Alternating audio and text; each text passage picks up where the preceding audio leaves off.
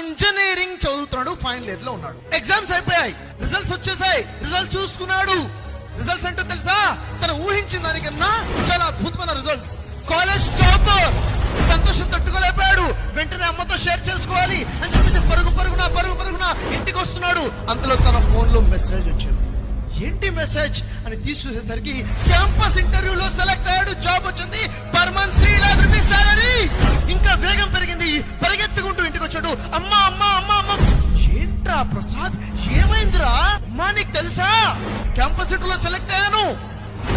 ఏమండి విన్నారా, మన ప్రసాద్ కాలేజ్ టాపర్ అంట, పెద్ద జాబ్ వచ్చింది. అవునే, ఎవడనుకుంటున్నావు, వాడు నా కొడుకు. తర్వాత రెస్టారెంట్ కి వెళ్ళారు, భోజనం చేస్తున్నారు. ఇంకా ఇష్టమైన మెనూ ఆర్డర్ ఇచ్చేసారు. తింటున్నారు. నాన్న సంతోషంలో ఇంకా ఆర్డర్ ఇస్తున్నాడు. ప్రసాద్, డాడీ చాలు డాడీ. అరే నువ్వు తినరా. చాలు డాడీ.